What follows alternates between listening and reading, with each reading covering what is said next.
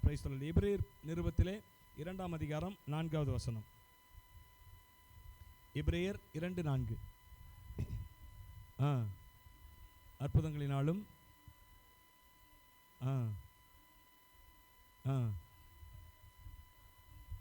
வரங்களினாலும்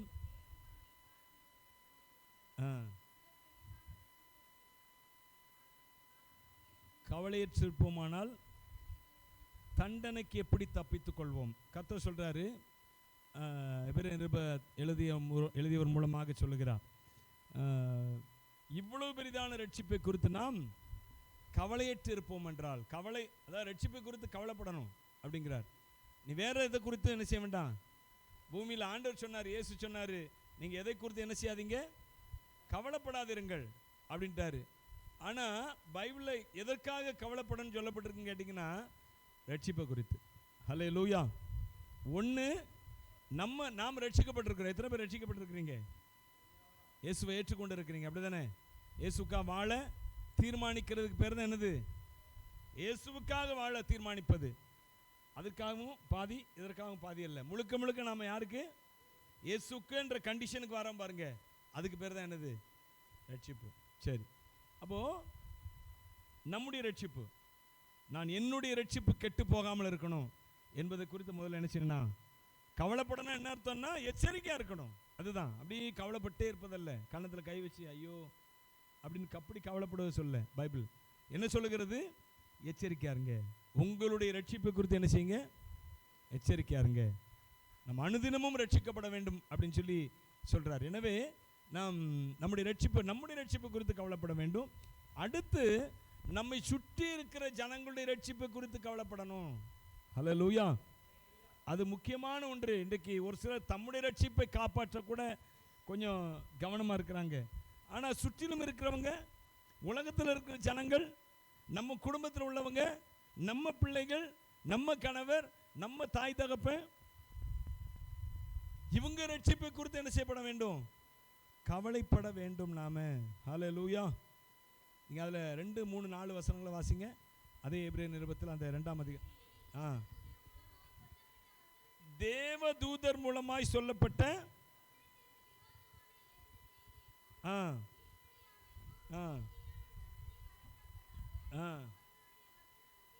உறுதிப்படுத்தப்பட்டிருக்க. அவர் சொல்றார் பாருங்க, தேவதூதர் மூலமாக கொடுக்கப்பட்ட வசனம் அப்படின்னா என்னது? எதை குறித்து சொல்றாரு?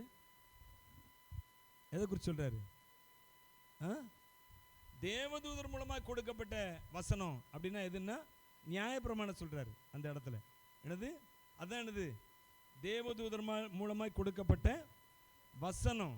அந்த வசனத்தை அவர் முக்கியப்படுத்துறாராம். அது உறுதிப்படுத்தப்பட்டிருக்க. வாசிக்க, திரும்ப அந்த வசனத்தை வாசிங்க. 2, 3.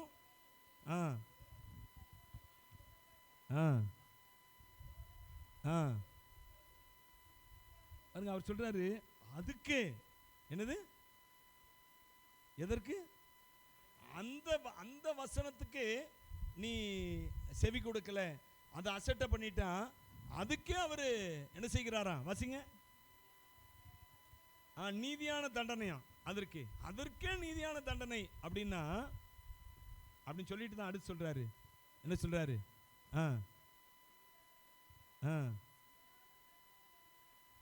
இப்பதான் சுவிசேஷத்தை சொல்றாரு. முதல்ல என்னது? நியாயப்பிரமாணம் சொல்றாரு. அதே அவ்வளவு முக்கியப்படுத்துறாரு.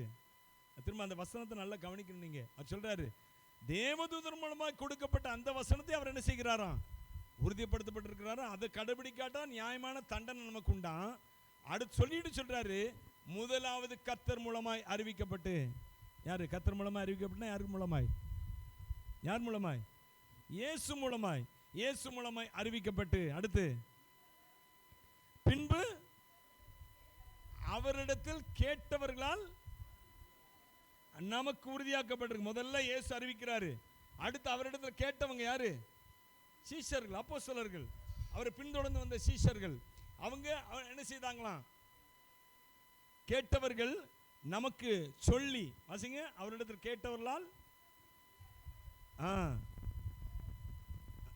அடுத்து சொல்றாரு, அடையாளங்களினாலும் அற்புதங்களினாலும் பலவிதமான பலத்த செய்கைகளினாலும் தம்முடைய சித்தத்தின்படி பகிர்ந்து கொடுத்த பரிசுத்தாவின் வரங்களினாலும் தேவன் தாமே சாட்சி கொடுத்தது.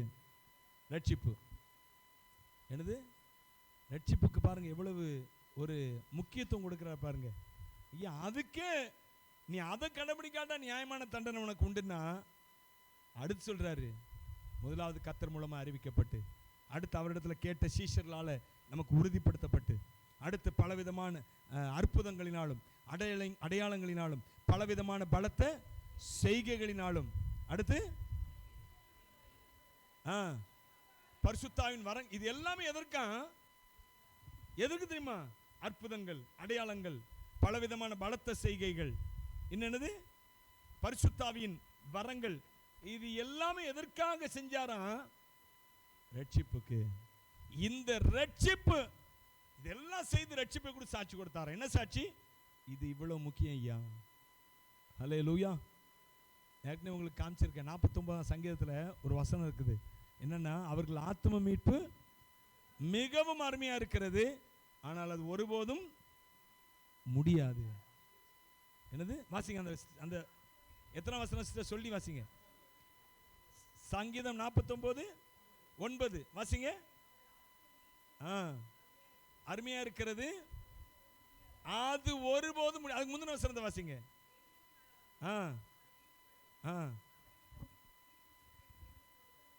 கொடுக்கவும் கூடாது. ஒருத்தராலும் கொடுக்க முடியாது.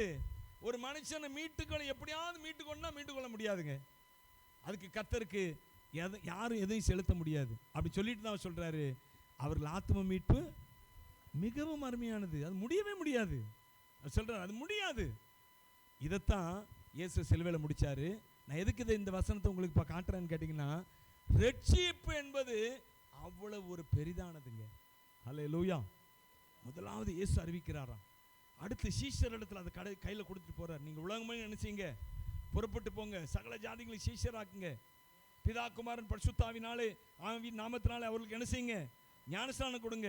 நான் உங்களுக்கு கட்டளையிட்ட ஆவியை அவர்கள் கை கொள்ளும்படி அவர்களுக்கு சொல்லுங்கள். இவ்வளவு பெரிதான ரட்சிப்பு ஆண்டவர் அவருக்கு கையில, அப்போஸ்தலர் கையில கொடுத்துட்டு போறார். இந்த ரட்சிப்பின் சுவிசேஷத்தை கொடுத்தவனை இயேசு கிறிஸ்து இருந்த பொழுதும் அவர் அற்புதங்கள் அடையாளங்கள் செய்தார். அதுக்கப்புறமும் சீஷர் என்ன செய்றாங்க? அற்புதங்கள், அடையாளங்கள், பலவிதமான பலத்த செய்கைகள், இன்னும் பரிசுத்தாவியின் வரங்கள். இது எல்லாம் எதுக்குங்க?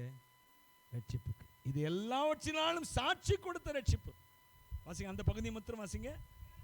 அடையாளங்களினாலும் அற்புதங்களினாலும் பலவிதமான பலத்த செய்கைகளினாலும் அவருடைய சித்தத்தின்படி பகிர்ந்து கொடுத்த பரிசுத்தாவியின் தேவன் தாமே சாட்சி கொடுத்ததா இருக்கிற இவ்வளவு பெரிதான ரட்சிப்பை குறித்து இந்த வசனம் எங்கே தான் ஆரம்பிக்குது பாருங்க. எபிரேயர் 2ஆம் அதிகாரத்தில் 2ஆம் வசனத்திலிருந்து ஆரம்பிச்சு இந்த 4ஆம் வசனம் வரை எதை குறித்து முக்கியப்படுத்துகிறது என்றால் ரட்சிப்பை கொடுத்து முக்கியப்படுத்துகிறது. ஹல்லேலூயா. நல்ல வீட்டில் போய் நீங்கள் வாட்சி பாருங்க. நியாயப்பிரமாணம் இருந்துச்சு, ஆனால் அதை பார்க்கல அவர் என்ன செய்கிறாரு? இந்த பூமியில், அதாவது நியாயப்பிரமாணம் என்பது அது பூமிக்குரிய விடுதலை, ஆனால் கிறிஸ்துவின் பிரமாணம் என்பது அது பரலோகத்துக்குரிய விடுதலை. அல்லேலூயா. கை வைத்து சொல்லுவோமே அல்லேலூயா. புரியுதா உங்களுக்கு? நியாயப்பிரமாணம் எல்லாமே இந்த பூமியில நீங்க சுகமா வாழ்வது, இந்த பூமியில நீங்க தேவனுடைய தண்டனை இல்லாம வாழ்வது, இதை குறித்து தான் சொல்லுகிறது.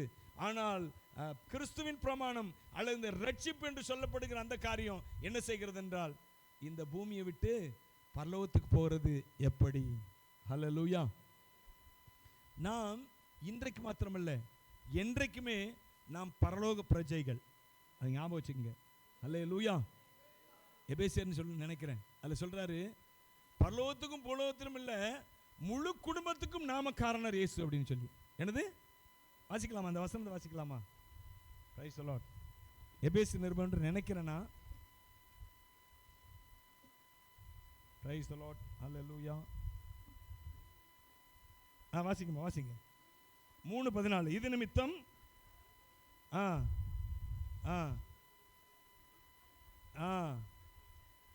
பாத்தீங்களா? பரலோகத்துக்கும் பூலோகத்துக்கும், எல்லாரும் சத்தம் வாய் திறந்து சொல்லுங்களேன். பரலோகத்துக்கும் பூலோகத்துக்கும் முழு குடும்பத்துக்கும் நாமக்காரனர் இயேசு. இந்த வசனத்துடைய அர்த்தம் புரியுதா உங்களுக்கு? பரலோகத்துக்கும் முழு குடும்பம். என்னது? பரலோகத்திலும் புலோகத்திலும் உள்ள முழு குடும்பம். பரலோகமும் புலோகமும் எப்படி மாறுது? இப்போ ஒன்னாகுது. அல்லேலூயா. கை வைத்து சொல்லுங்களேன். பரலோகத்துக்கும் பூலோகத்துக்கும் மொத்தம் ஒரே குடும்பம் தான். நீ என்னைக்கு ரட்சிக்கப்பட்டியோ அன்னைக்கு நீ எங்க சேர்ந்துட்ட தெரியுமா? பரலோக குடும்பத்தில் சேர்ந்துட்ட. என் அன்பு சகோதரியே, சகோதரனே, இதனால் இந்த வார்த்தை கேட்டுக்கொண்டு இருக்கிற நீங்கள் கடந்த நாட்களில் நீ எப்படி இருந்தீர்களோ தெரியாது. ஆனால் வேதம் இப்போ என்ன சொல்ல தெரியுமா உங்களை குறித்து? நீங்கள் பரலோக குடும்பத்தை சார்ந்தவர்கள். பக்கத்தில் கை கொடுத்து சொல்லுங்களேன். சந்தோஷமா சொல்லணும், துக்கமாக சொல்லக்கூடாது. ஐயோ இப்படி ஒரு சம்பவம் என் வாழ்க்கையில் நடந்துட்டேன் அப்படின்னு நினைக்கிற மாதிரி சொல்லக்கூடாது. எப்படி சொல்லணும்? சந்தோஷமா. எவ்வளோ பெரிய சம்பவம்! ஆண்டவர் எவ்வளோ பெரிய சம்பவத்தை செஞ்சிருக்காரு பாருங்க. இப்போ அப்படிதானே சொல்றாங்க, பெரிய சம்பவத்தை செஞ்சுட்டான் அப்படிங்காங்களா? ஆண்டவர் கர்த்தர் இயேசு எவ்வளவு பெரிய சம்பவத்தை செஞ்சிருக்கிறார் பாருங்க. உங்களை என்ன எப்படி மாற்றிருக்கிறாரு? பரலோகத்து குடும்பம் புலவும் ஒரே குடும்பம். நீங்கள் நானும் எப்படி? இப்போ நான் புலவத்திலும் இருப்பேன், பரலோகத்திலும் இருக்கிறேன். என்னுடைய பேர் இங்கேயும் இருக்குது, இந்திய சட்டப்படி என் பேர் பதிவு பண்ணப்பட்டிருக்கிறது. அதே சமயத்தில் பரலோக சட்டப்படி அங்கேயும் என் பேர் பதிவு செய்யப்பட்டிருக்கிறது. அல்லேலூயா. சந்தோஷமா இருக்கா இல்லையா? எனக்கு உண்மையாக மிகப்பெரிய சந்தோஷம். சந்தோஷமா இருக்கா இல்லையா? நான் அதுக்கு தான் சொல்றேன், எப்பவுமே இந்த எபேசியருங்க இந்த நிருபங்களை அதிகமாக வாசிக்க உங்க பார்வையே மாறிடும். தேவனை குறித்த பார்வை, ஆவிக்குரிய வாழ்க்கை குறித்த பார்வை, ஆவிக்குரிய வாழ்க்கையின் ரகசியங்களை குறித்த பார்வை, ஆவிக்குரிய வாழ்க்கையின் ஆசீர்வாதங்களை குறித்த பார்வை எல்லாமே எப்படி மாறிடும்? தலைகீழா மாறிடுங்க. ஆமென். இப்படி நினைச்சிட்டே நீங்க எப்படி இருப்பீங்க? யோசிச்சு பாருங்க. நான் பரலோகத்துக்குரியவன், நான் பரலோகத்துக்குரியவன், நான் பரலோகத்துக்குரியவன். ஹல்லேலூயா. ஆமென். ஹல்லேலூயா. அப்ப நான் எதுக்கு இதை சொல்றேன்னா, இந்த ரட்சிப்பு என்பது நம்ம எப்படி மாற்றுகிறது? பரலோகத்துக்குரியவர்களாய் மாற்றுகிறது. ஒருவேளை நான் பூலோகத்தில் இருந்தாலும் நான் எங்கேயும் இருக்கிறேன்னா பரலோகத்திலும் இருக்கிறேன். அது முடியுமா? உங்களால் என்னால் முடியாது, தேவனால் முடியும். முடியுமா முடியாதா? முடியுமா முடியாதா? தேவனால் எல்லாம் கூடும். நீங்கள் இன்னொரு வசனத்தை கூட வாசிங்க. கொலோசியர் நிருபத்தில் 3ஆம் அதிகாரத்தில் முதல்ல இருந்து வாசிங்க. கொலோசியர் 3:1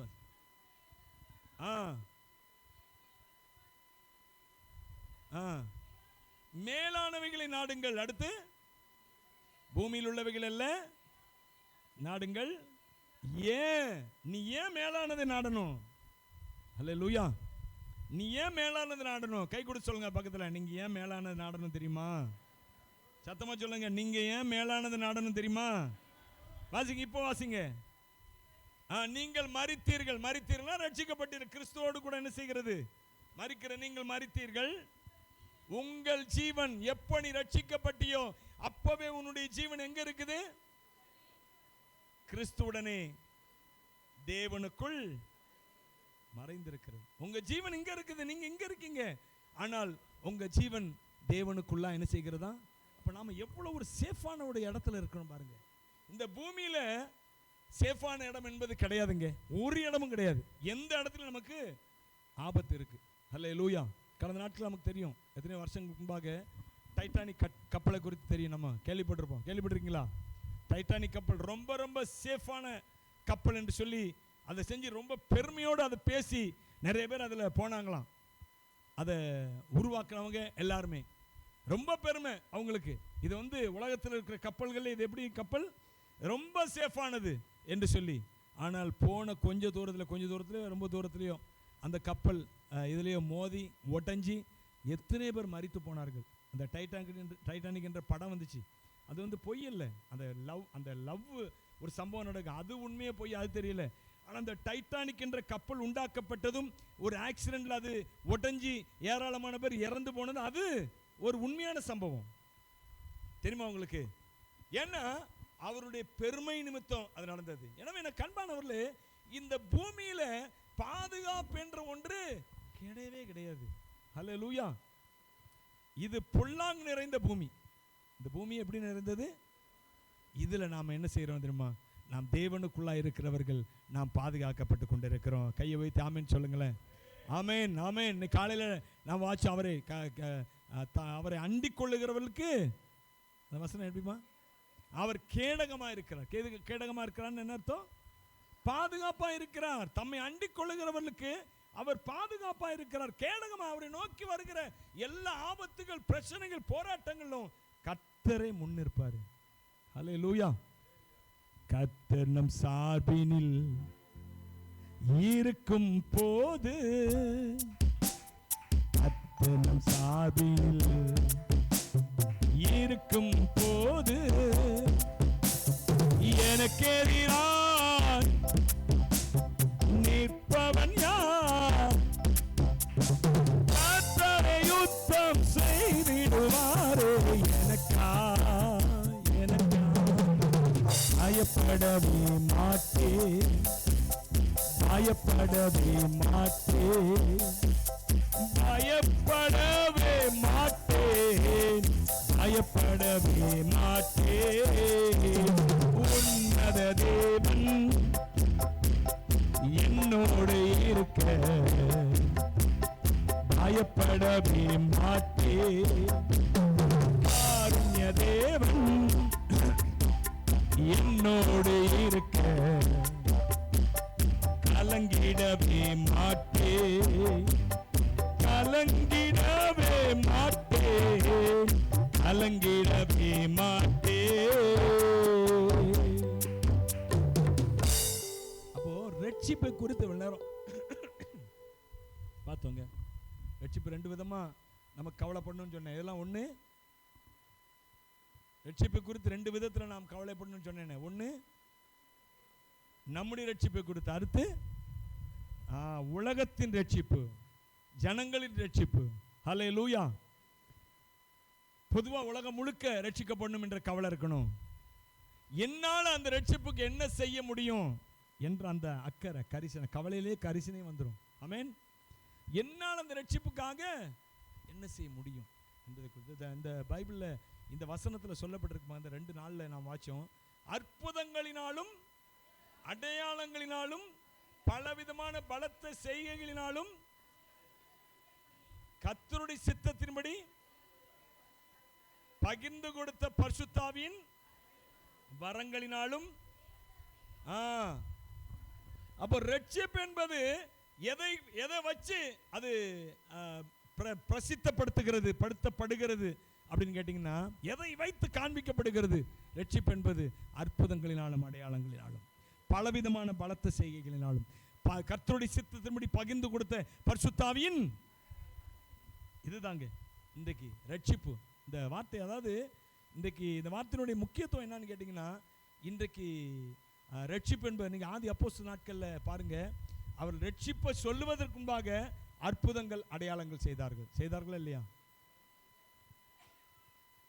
யாரையாவது ஒருத்தர் சுகமாக்குவாங்க, உடனே கூட்டம் கூடும், உடனே என்ன செய்வாங்க? இந்த இயேசு கிறிஸ்து ஐயா மெய்யான தெய்வம், அவரை நீங்க நம்புங்க என்று சொல்லி சுவிசேஷத்தை என்ன செய்வாங்க? பிரசங்கிப்பாங்க. யார்? பேதுருவா இருக்கலாம், பவுலா இருக்கலாம். அப்படிதான் செஞ்சாங்க. செஞ்சு இயேசு கிறிஸ்துவை மகிமைப்படுத்தினாங்க. இந்த இயேசு கிறிஸ்துவ உலகத்தின் ரட்சகர் என்று சொன்னாங்க. அவர் உங்களுக்காக ஜீவன் கொடுத்த ரட்சகர் என்பதை சொன்னாங்க. உங்களுக்காக ரத்தம் சிந்திய தேவன் என்பதை சொன்னாங்க. அவர் உங்க வாழ்க்கையில் அவசியமான தேவை என்பதை சொன்னாங்க. இந்த உலகத்துக்கும் தேவை, இந்த உலகத்தை விட்டு நீங்க போகும்போதும் அவர் தேவை. பேதுரு சொல்லும்போது சொன்னார்ல,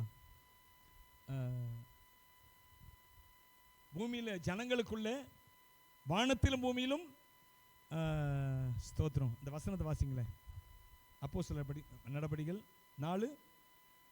வானத்தின் கீழே பூமியிலே மனுஷர்களுக்குள்ளே நாம் ரட்சிக்கப்படும்படிக்கு இயேசு கிறிஸ்துவின் நாமமே அல்லாமல் வேறு ஒரு நாமம். 4:12 வாசிங்க.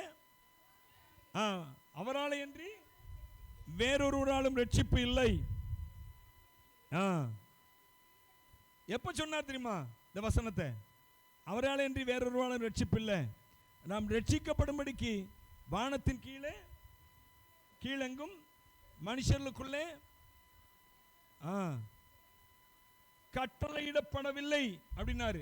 இயேசு கிறிஸ்து நாமத்தை அவரு சொல்றாரு, இயேசு நாமம் நமக்கு ரொம்ப முக்கியமானதுயா, இவரை நம்பினாதான் ரட்சிப்பு, இவர் நம்பினாதான் பரலோகம், இவர் நம்பினாதான் இந்த பூமியிலே ஒரு விமோச்சனம் எல்லாம் சொல்றாரு பேதுரு. அது சொல்றதுக்கு முன்னாடி அவர் என்ன செஞ்சார் தெரியுமா? அவர் மிகப்பெரிய அற்புதத்தை செஞ்சார். 4ஆம் அதிகாரத்திலே நீங்க வாசிங்கன்னா, பிரைஸ் தி லார்ட், ஹல்லேலூயா, 7ஆம் வசனத்தை வாசிங்க.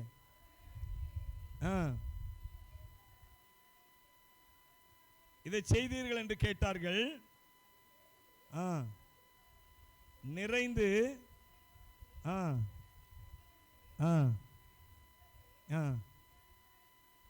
இந்த மனுஷனுக்கு செய்யப்பட்ட உபகாரத்தை குறித்து எதினாலே இவன் ஆரோக்கியமானான் என்று நீங்கள் இன்று எங்களிடத்தில் விசாரித்து கேட்டால், உங்களால் சிலுவையில் அறையப்பட்டவரும் தேவனால் மரித்தோரிலிருந்து எழுப்பப்பட்டவருமாய் இருக்கிற நசரேயனாகிய இயேசு கிறிஸ்துவின் நாமத்தினாலேயே இவன் உங்களுக்கு முன்பாக சொஸ்தமாய் நிற்கிறான் என்று உங்கள் எல்லாருக்கும், இஸ்ரவேல் ஜனங்கள் எல்லாருக்கும் தெரிந்திருக்க கடவது. அல்லேலூயா. சொல்லிட்டு தான் சொல்றாரு, அவராலே என்று. அடுத்த வசனத்துக்கு அடுத்த வசனம், அவராலே என்று வேறொருவராலும். அதுக்கு முன்னாடி அவர் என்ன செய்யறாரு? அற்புத அடையாளத்தை செய்கிறார். அப்போ இன்றைக்கு தேவனுடைய இயேசு கிறிஸ்துவின் நாமத்தினாலே நாம் ஜனங்கள் எல்லாம் ரட்சிக்கப்படணும்னு நாம் ஆதங்கப்பட்டோம் என்றால், அவர் மேல் கரிசனை, ஆத்துமாக்கள் மேல் கரிசனை கொண்டோம் என்றால், நாம் செய்ய வேண்டிய என்ன தெரியுமா? ஜனங்கள் நடுவில் போகணுங்க, இயேசுவை சொல்லணுங்க. சொல்றதுக்கு முன்னாடி அவர்களுக்கு அற்புத அடையாளங்களை செய்யணும். ஆமென் சொல்லுங்க. ஹல்லேலூயா. யாரு செய்யற? நாங்க செய்யறது இல்ல, நீங்க செய்யணும்.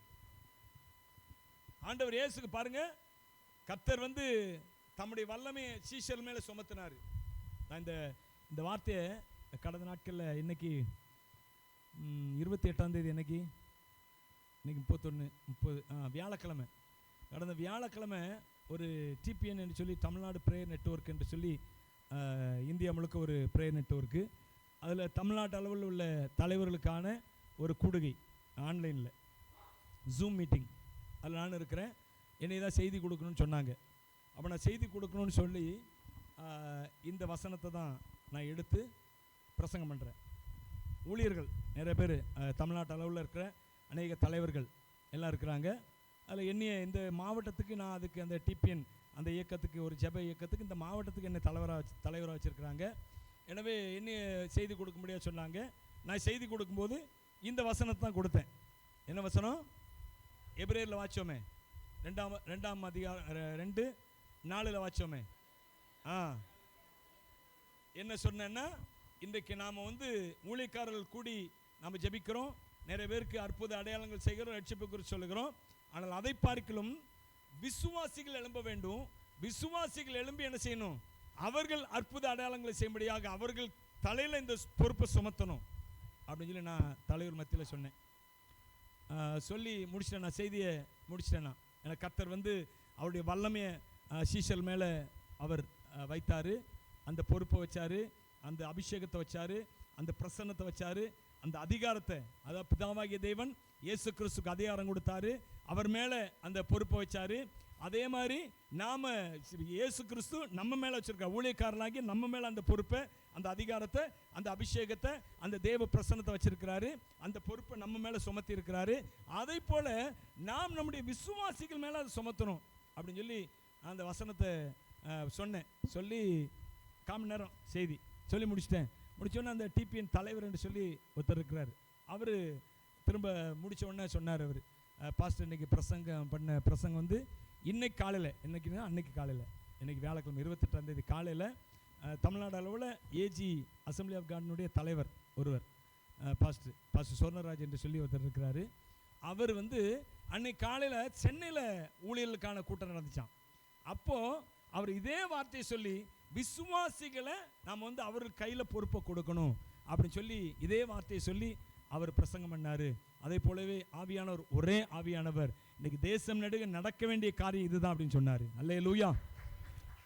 அப்போ என்ன சொல்றாருன்னா, அவரும் பேசினாரு, பாஸ்டர் கரெக்டாக இன்னைக்கு பேசியிருக்கிறாங்க அதை.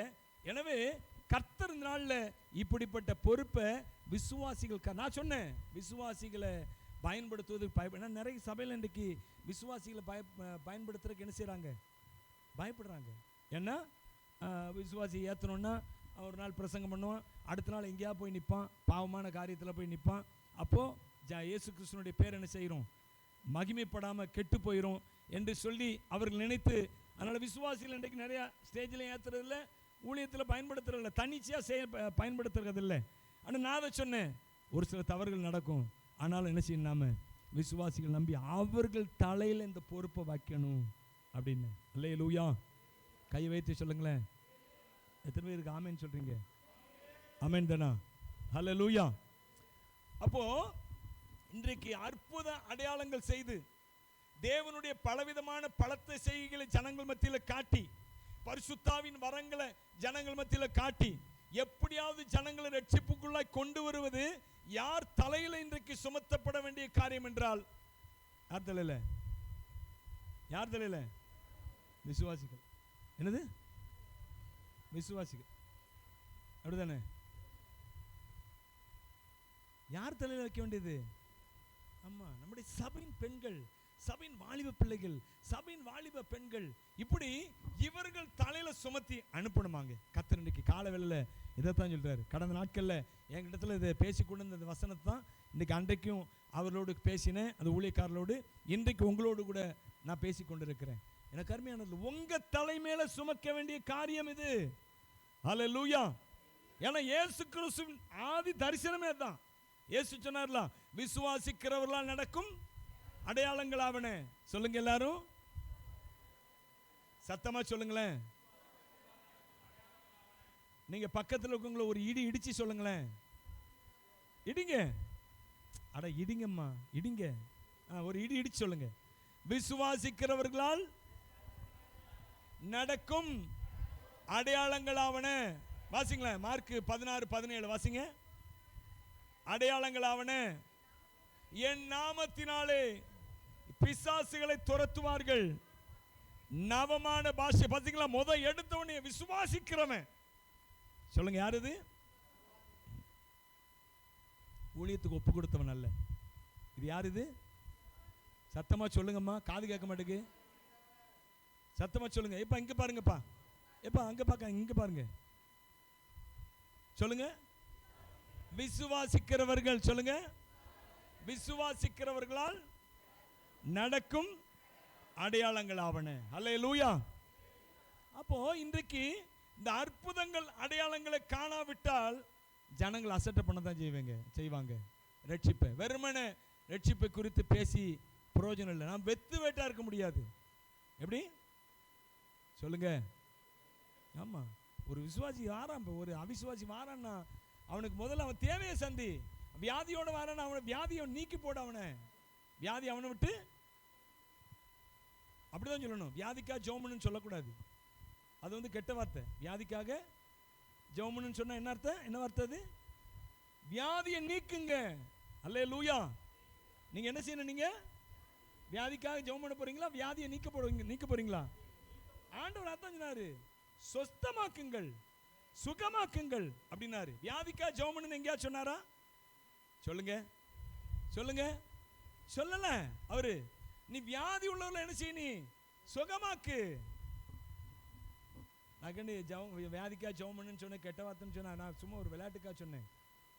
ஆனா தேவன் எதுக்காக நான் அதை சொல்றேன்னு கேட்டீங்கன்னா, கர்த்தர் உங்க கையில அப்படிப்பட்ட அதிகாரத்தை கொடுத்திருக்கிறாருங்க. உங்க கையில கை கொடுத்து சொல்லுங்க, உங்க கையில கை கொடுத்து சொல்லுங்க, உங்க கையில, உங்க கையில அதிகாரம்.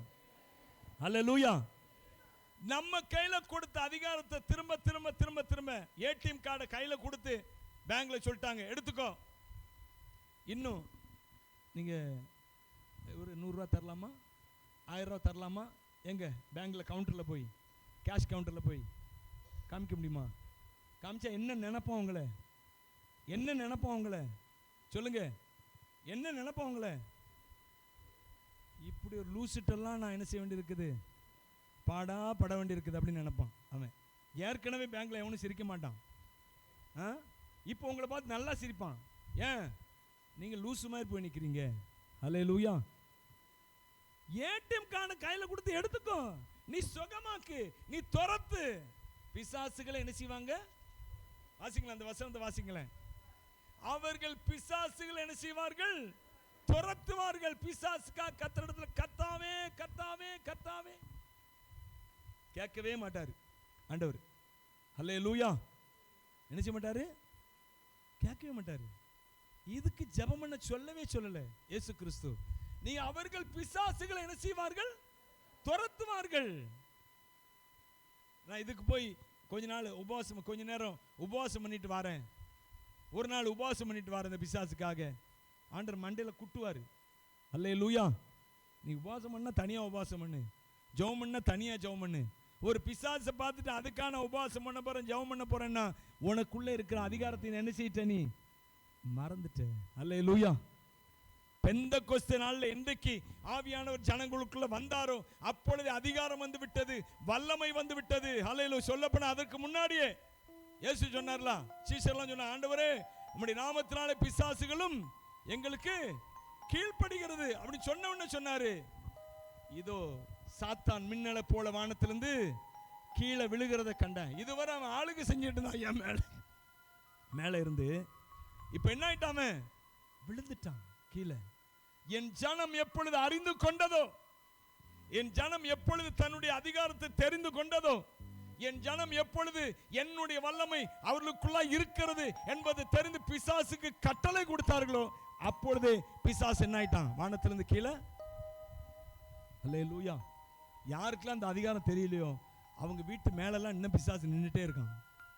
அல்லேலூயா. இந்த அதிகாரம் எப்போ உங்களுக்கு தெரியுதோ, எப்போ பிசாசை பார்த்து கட்டளை கொடுக்க ஆரம்பிக்கிறீங்களோ அப்போவே பிசாசு உங்க மேல இருக்கிற அந்த வானத்திலிருந்து என்ன ஆயிட்டா? கீழே விழுந்துட்டாங்க. அல்லேலூயா. நான் சொல்றேன், எத்தனை பேருக்கு புரிஞ்சுது? புரிஞ்சுதா புரியலையா? அப்போ இன்றைக்கு நீங்க நாங்க ஏற்கனவே அதை சுமந்து போய்கிட்டே இருக்கிறோம். நீங்க என்ன செய்யணும்னா, எங்க மேல உள்ள பொறுப்பை என்ன செய்யணும்? நீங்க உங்க கையில எடுக்கணும், உங்க தலையில சுமக்கணும். ஆமென். அதுக்கு ரெடி இல்லை அநேகர். அதனாலதான் ஆமீன் வர மாட்டேங்குது. அப்படிதானே? அதுக்கு ரெடி இல்லை. ரெடி இருந்தா எப்படா அந்த டைம் பார்ப்பாங்க. 11:30 ஆராதனை முடிஞ்சுதான் அடுத்த 5 நிமிஷத்துல பஸ் ஸ்டாப்ல நிற்பாங்க. அப்படி இருக்காங்க. ஓடிபி எனக்கு கிடைக்கிறதே இந்த ஒரு நாள் தான். இதில் போய் நான் தூங்கணும், நல்லா மட்டனை சிக்கனை வச்சு என்ன செய்யணும்? சாப்பிடணும், நல்லா நிம்மதியாக ரெஸ்ட் எடுக்கணும், நாளை காலையில் ஃப்ரெஷ்ஷாக வேலைக்கு போகணும்.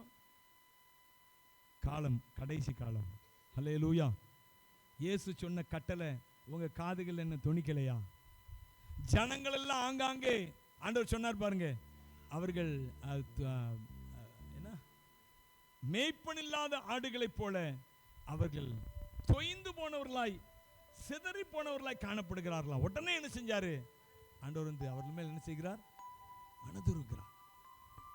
சுத்தி இருக்கிற ஜனங்களை பார்த்து சொன்னாரு, அறுப்புக்கு எஜமான் வேலையாட்களை அனுப்பும்படி வேண்டிக் கொள்ளுங்கள்.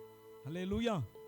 அறுப்புக்கு எஜமான் வேலையாட்களை அனுப்பும்படி வேண்டிக் கொள்ளுங்கள் அப்படிங்கிறாரு. அவருக்கு தேவை வேலையாளு, வெறுமனே ஜெபிக்கிறவங்க இல்ல. அல்லேலூயா. வேண்டிக் கொள்ளவும் செய்யணும், அதே சமயத்தில் என்ன வேணும்? அவருக்கு வேலையாட்கள் தேவை. அவருடைய ராஜ்ய விருத்திக்கென்று வேலை செய்யக்கூடிய ஆட்கள் தேவை. ஆமென். அதுக்கு சபையை தான் தெரிந்து கொண்டாரு. நான் ஏற்கனவே சொல்லியிருக்கேன் தெரியுமா, நம்முடைய பெந்தகோஸ்தே சபைகளுக்கு ஒரு பேர் உண்டு. என்ன பேர்னு சொல்லியிருக்கேன்? Evangelical churches. ஞாபகம் இல்லையோ? அப்பப்போ நான் சொல்லிக்கொண்டே இருக்கிறேன்.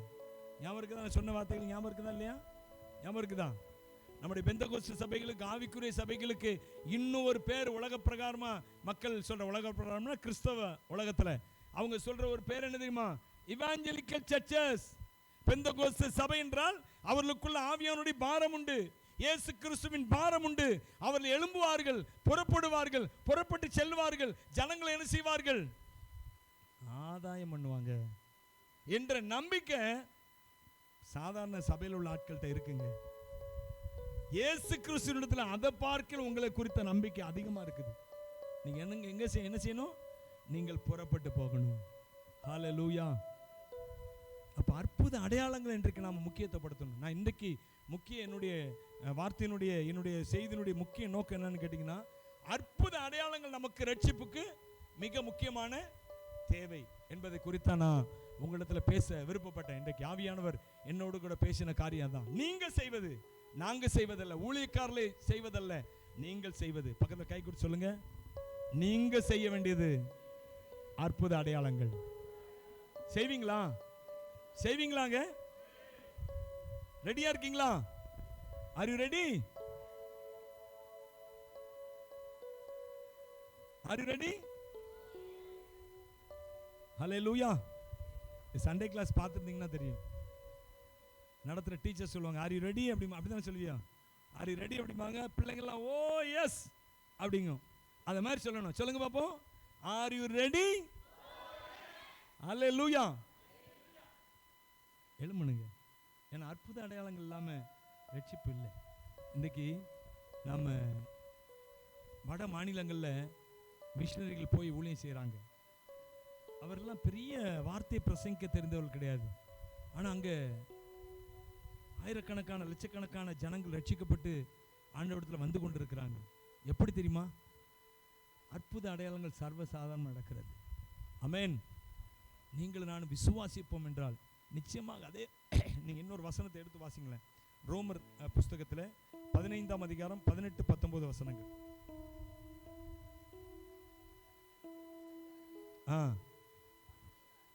புற ஜாதியாரை வார்த்தையினாலும் அற்புத அடையாளங்களின் பலத்தினாலும் என்னை கொண்டு நடப்பித்தவைகளை சொல்வதல்லாமல் வேறு ஒன்றையும் சொல்வதற்கு நான். அவர் சொல்றார் பாருங்க, திரும்ப வாசிங்க.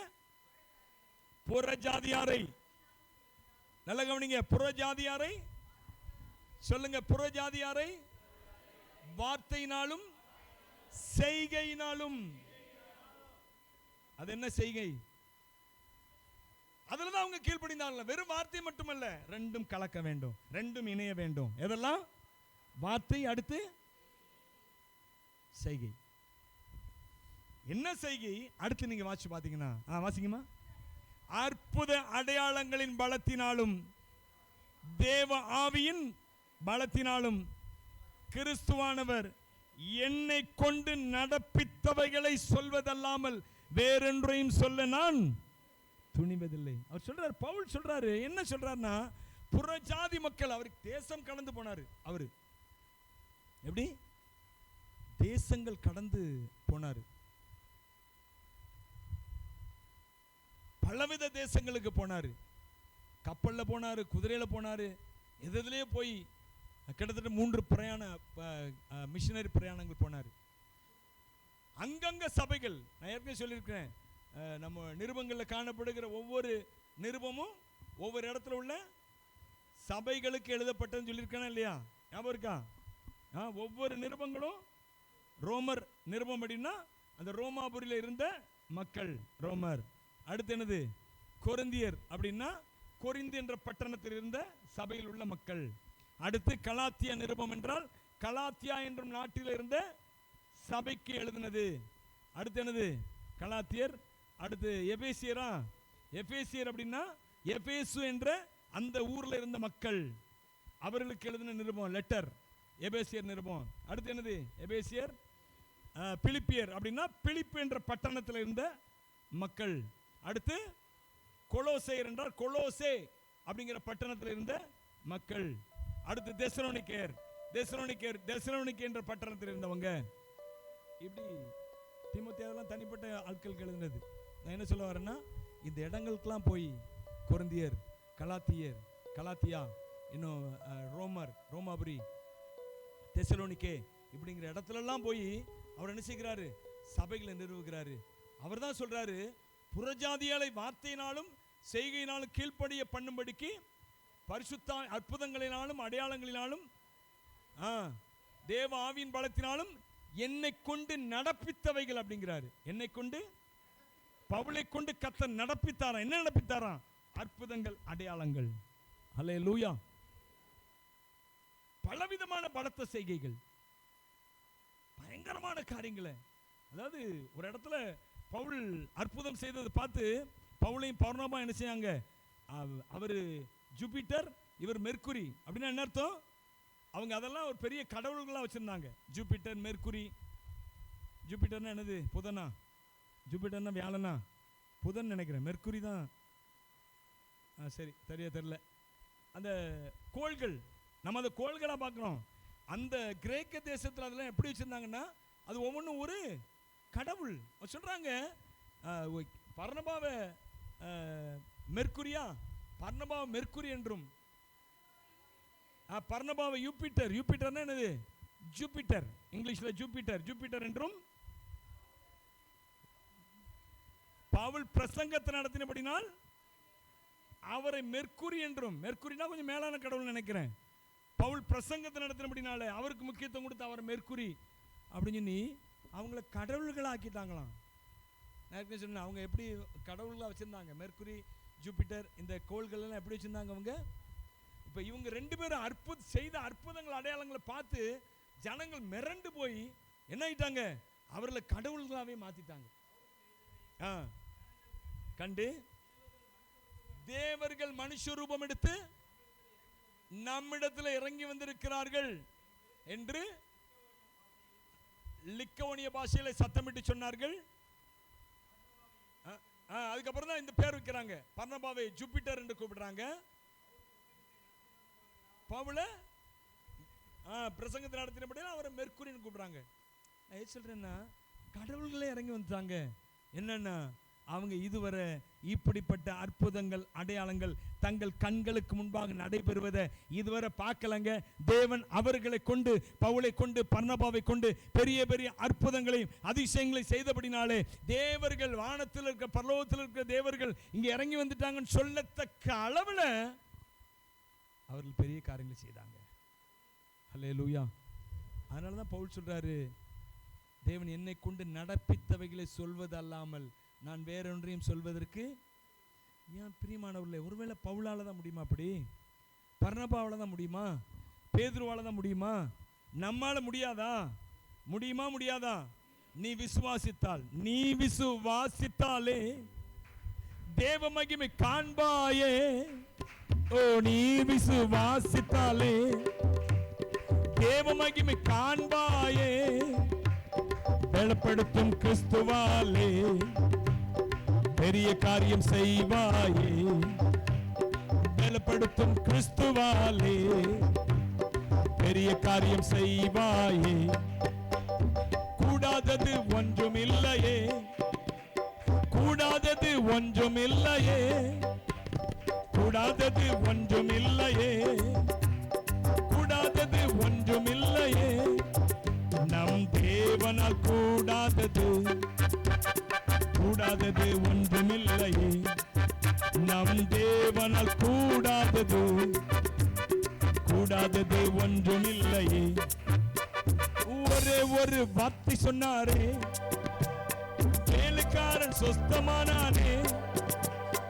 ஒரே ஒரு வார்த்தை சொன்னாரே, வேலைக்காரன் சொஸ்தமானானே. சுத்தமாக என்று சொன்னாரே, குஷ்டரோகி சுத்தமானானே. சுத்தமாக என்று சொன்னாரே, குஷ்டரோகி சுத்தமானானே.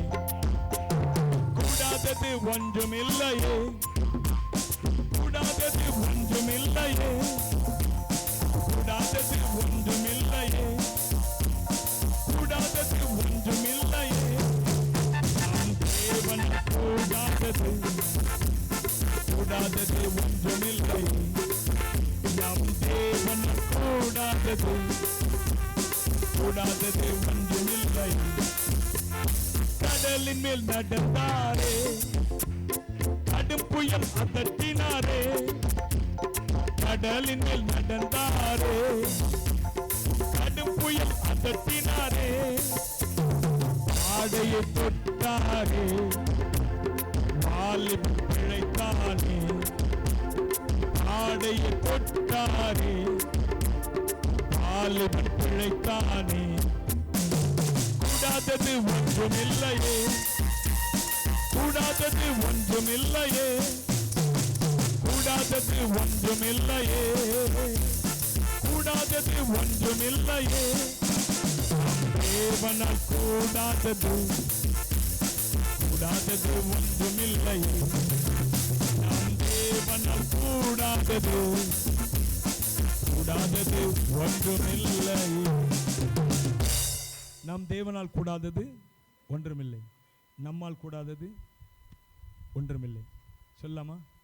இயேசு சொன்னாருங்க, உங்களால் கூடாதது ஒன்றும் இருக்காது அப்படின்னாரு. சொன்னாரா சொல்லியா? நீங்க விசுவாசித்தீங்கன்னா உங்களால் கூடாதது ஒன்றும் இராது அப்படிங்கிறாரு இயேசு. சொல்றாரு ஒரு இடத்துல சீஷர்ல பார்த்து சொல்றாரு, நீங்க விசுவாசித்தீங்கன்னா உங்களால் கூடாதது, அவர் சொன்னார் தேவனால் கூடாதது ஒன்றுமில்லை சொல்லிட்டு சொன்னாரு உங்களால் கூடாதது ஒன்றுமில்லை. ஹல்லேலூயா. உங்களால் கூடாதது ஒன்றுமில்லை. எனவே அன்பானவர்களே, முதலாவது ஆத்துமாக்கள் ரட்சிக்கப்பட வேண்டும் என்று பாரம் கொள்ளுவோம். நான் என்னுடைய நாமத்துக்காக நான் அற்புத அடையாளங்கள் செய்யணும்னு நினைச்சா அது ஒருவேளை தோற்று போகலாம்.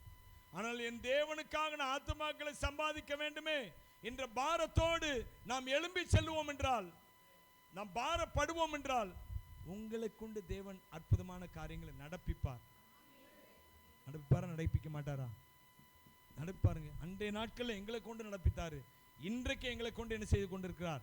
நடப்பித்து. இயேசுவை போல கர்த்தர் தம்முடைய ஊழியக்காரர்களை உண்டாக்கி அனுப்பி இருக்கிறார். எங்களை போல நீங்கள் சொல்லுங்க.